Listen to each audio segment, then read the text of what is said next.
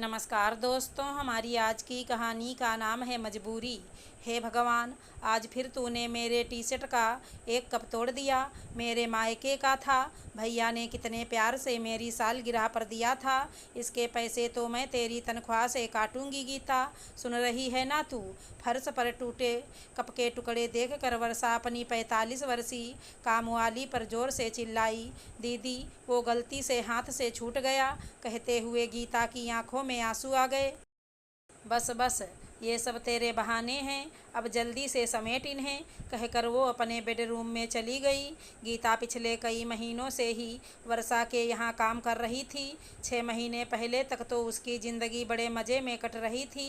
काम करना तो दूर, वो तो सामान लाने भी अपने पति के साथ ही निकलती थी। उसका पति एक फैक्ट्री में फोरमैन था। उसके पति को जितनी तनख्वाह मिलती थी, उसमें दोनों पति पत्नी का गुजारा मज़े से हो जाता था। विवाह के 6 बरस बाद जब कोई संतान नहीं हुई तो दोनों ने डॉक्टर को दिखाया। कुछ महीनों के इलाज के बाद भी डॉक्टर ने साफ से कुछ जवाब नहीं दिया तो गीता ने पति से दूसरी शादी कर लेने को कहा।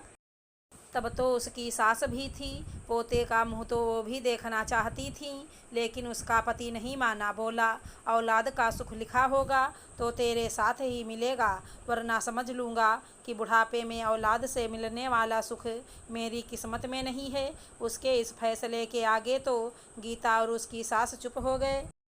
वो किसी भी हाल में दूसरी शादी करके गीता के साथ नाइंसाफ़ी नहीं करना चाहता था। कुछ साल बाद उसकी सास भी गुजर गईं। अब तो 2 व्यक्ति ही रह गए थे। उम्र भी हो रही तो उसके पति ने अब ओवर टाइम करना छोड़ दिया, समय पर घर आ जाता। दोनों साथ बैठकर चाय पीते और दुनिया समाज की बातें करते। अपनी ज़िंदगी में दोनों बहुत खुश थे, किसी से कोई मतलब नहीं था, ना किसी की शिकवा ना शिकायत। पर कहते हैं ना, जैसे दिन के बाद रात आती है, वैसे ही जीवन में खुशियों के बाद दुखों के बादल भी छाने लगते हैं। गीता की खुशी को भी ग्रहण लग गया, उसकी ज़िंदगी में तूफान आने वाला था। एक दिन उसका पति फैक्ट्री में मेन स्विच ऑफ करके किसी मशीन की सफाई कर रहा था। फिर न जाने कैसे किसी ने आकर स्विच ऑन कर दिया और मशीन में उसका दाहिना हाथ आ गया। वो दर्द से चीखा। लोग जब तक आते मेन स्विच बंद करते, तब तक तो उसका हाथ उसके धड़ से अलग हो गया था। उफ, उसकी पीड़ा! तुरंत उसे हॉस्पिटल ले जाया गया। गीता साये की तरह अपने पति के साथ रही, दिन रात उसके जीवन की प्रार्थना करती रहती। 1 महीने तो उसका पति हॉस्पिटल में रहा, जिसका पूरा खर्चा फैक्ट्री के मालिक ने उठाया। लेकिन फिर घर आने के बाद भी जख्म भरने में समय लगा। शरीर के घाव तो धीरे धीरे भरने लगे थे, लेकिन मन के घाव, उसके पति के सामने पूरा जीवन पड़ा था। उसे दिन रात यही चिंता खाए जाने लगी कि अब आगे क्या होगा, उसका अपाहिज जीवन कैसे चलेगा, गीता अकेले सब कैसे करेगी। मालिक से मिली मुआवजे की रकम भी अब ख़त्म होने लगी थी। अब गीता ने पति से कहा कि मुझे काम करने की इजाज़त दे दो। उसका पति निराश होकर बोला कि तू क्या काम करेगी, अब तक तो मैंने तुझे रानी की तरह रखा था, और अब तू कैसे। तब वो हंसते हुए बोली कि हम औरतों को भगवान ने बहुत शक्ति दी है, और फिर तुम तो हो ना मेरे साथ। यही कहकर उसने पहली बार अपने घर से बाहर कदम निकाला था। वो सोच रही थी, काम करे तो क्या करे। फिर उसने घरों में जाकर झाड़ू बर्तन करने की सोची। काम करने की आदत तो उसे नहीं थी। धीरे धीरे करने पर वर्षा कभी एक घुड़की दे देती थी, फिर भी सब ठीक चल रहा था।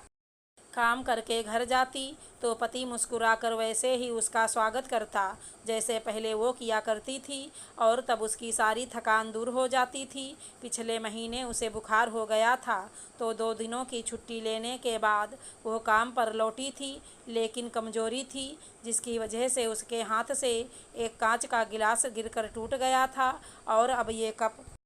गीता सोच रही थी, दीदी तनख्वाह में से पैसे काट लेंगी तो महीना कैसे चलेगा। उसके खुद के इलाज में ही काफ़ी रुपए खर्च हो गए थे, अभी तो उनकी दवा भी लानी है, कैसे होगा। सोचकर उसकी आंखें नम हो गईं।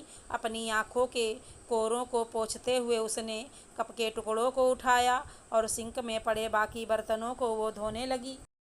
इंसान कभी कभी कितना मजबूर हो जाता है, वक्त कहाँ से कहाँ ले आया गीता को। क्या बात है वर्षा, क्यों उस बेचारी पर चिल्ला रही थी? वर्षा के पति संजीव ने पूछा तो बिफरे हुए अंदाज में बोली, चिल्लाऊंगी नहीं, आज फिर उसने एक कप तोड़कर मेरा एक नया सेट खराब कर दिया है। जानते हैं, वो टी शर्ट मेरे भाई ने दिया था, मेरे मायके का था। उसका पैसा तो ज़रूर काटूंगी, तभी उसकी अकल ठिकाने आएगी। हर दिन कुछ ना कुछ तोड़ देती है, पता नहीं दिमाग कहाँ रहता है। ये ठीक नहीं है वर्षा, एक कप के लिए तुम तो जानती हो कि उसका पति। बस बस, ज़्यादा तरफदारी करने की ज़रूरत नहीं है। 2 दिन के बाद गीता ने वर्षा से कहा कि कल उसे पति को लेकर अस्पताल जाना है, इसलिए थोड़ी देर से आएगी। अगले दिन शहर से लौटते हुए संजीव अपने 2 मित्रों को भी चाय पीने के लिए घर ले आए। बर्तन तो जूठे पड़े थे, तो वर्षा चाय पीने के लिए नया सेट निकालने लगी। उसने पहले 4 कप निकाले, फिर प्लेट निकालने लगी तो एक प्लेट हाथ से फिसल कर गिर पड़ी। छन्न की आवाज़ सुनकर संजीव किचन में आए और ज़मीन पर प्लेट के टुकड़े देखकर उनका पारा चढ़ गया। बोले, वर्षा, क्या किया तुमने? मेरी दीदी ने गिफ्ट दिया था और तुमने तोड़ दिया। तुमसे तो कोई भी काम नहीं होता है, पता नहीं तुम्हारा दिमाग कहाँ रहता है, कोई काम ढंग से नहीं करती हो। पति के मुंह से अपने लिए नकारात्मक बात सुनकर वर्षा को रोना आ गया। अपने आंसू पीकर उसने चाय बनाई। मेहमानों के जाने के बाद वो फूट फूट कर रोने लगी। संजीव ने पूछा कि क्या हुआ, तो वो पति पर बिफर पड़ी।